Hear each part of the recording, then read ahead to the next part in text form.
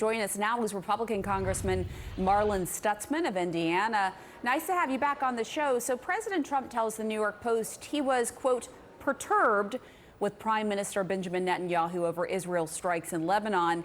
Meanwhile, Trump says he and Iran's supreme leader seem to be getting along quite well. I'm curious what you think about that. Does this difference in the president's rhetoric towards our ally Israel and our adversary Iran concern you as the U.S. works toward a peace deal?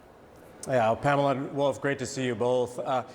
This is just part of a working process. I was describing the conversation that President Trump and Prime Minister Netanyahu, between, my brother and I, whether it was a business problem or whatever, they're very comfortable working with each other and they can be very honest with each other. And, what we have to remember is that President Trump is working with some of the most difficult people in trying to negotiate a deal with Iran. They move the goalposts. They say this, they say that.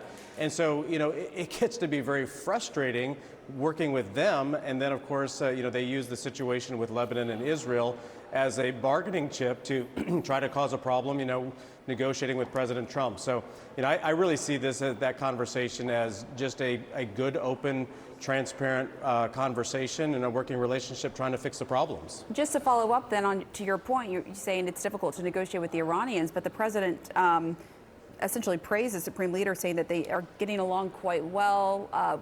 What do you think about that?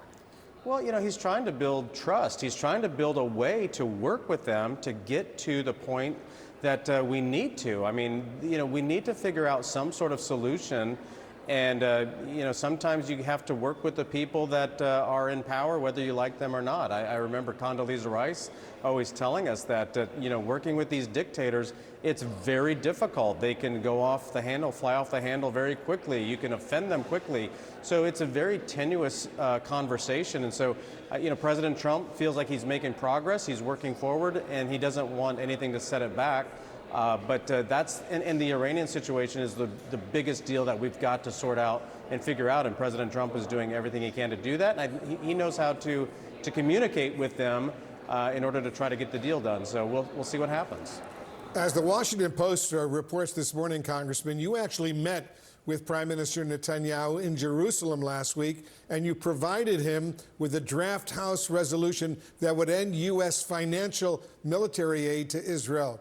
Tell us more about your proposal and how the Prime Minister viewed it. Yeah, so we had a great meeting. I tell you, the relationship between the United States and Israel is stronger than ever. In fact, I often ask people, who is the greatest ally of the United States? We used to say it would be Great Britain, but these days it's Israel. And they have grown so much, 10 million people. Their GDP is growing towards $1 trillion.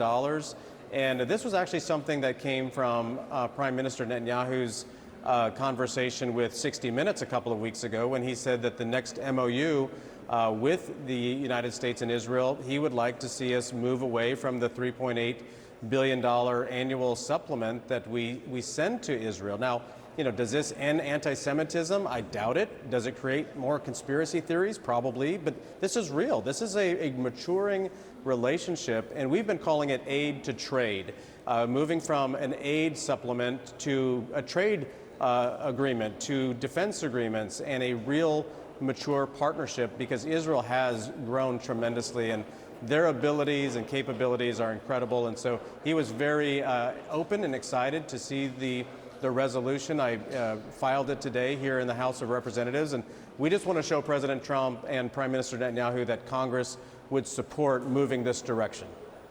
Have you had any other conversations with the White House and the Republican leadership in Congress, for that matter, about whether they'd support your proposal? Israel would continue to purchase a lot of U.S. military equipment, fighter aircraft, tanks, other military equipment. In the past, the U.S. taxpayers almost always paid those defense contractors for that equipment. But now you say that the Israelis themselves should pay for all that military equipment.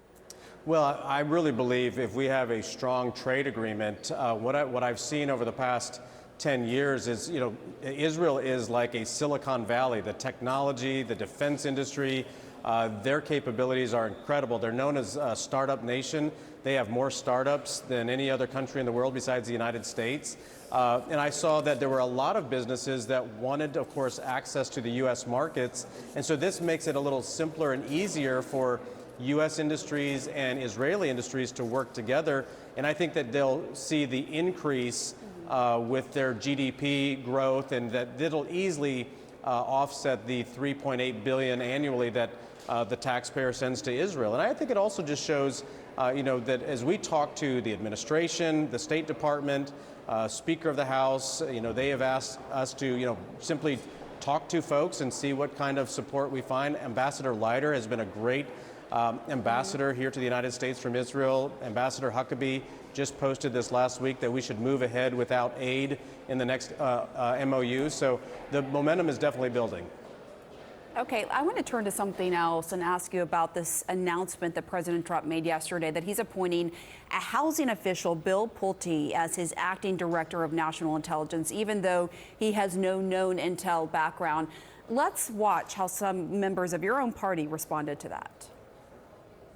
I don't know of any national security experience he has. I see no evidence of any qualifications for that job. Are you comfortable with this appointment? Well, I'm definitely open to listening, and I think that, the members there that made those comments are probably not going to be very supportive of the president's agenda moving forward. So I think that I'm definitely open to, finding out the qualifications. This is going to be a Senate decision, of course, but, one of the things that we know when it comes to housing, there's great demand here in the United States.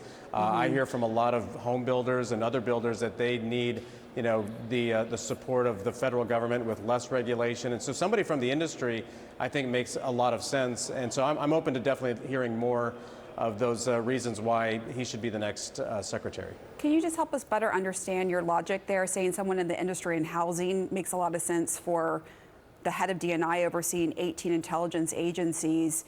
And what do you say to the concerns from members of your own party that Pulte could use these intelligence agencies against Trump's opponents, as he has done as the director of federal housing finance, going after some of Trump's perceived enemies?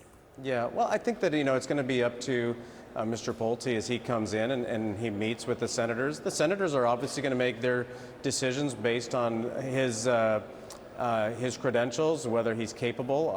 Again, I've not met with him. I don't know what the reason was, why the appointment, but that's why we have a process of confirmations in the Senate, and it sounds like it's going to be a tough lift, but if he can make the case why he should be confirmed, we'll see what happens.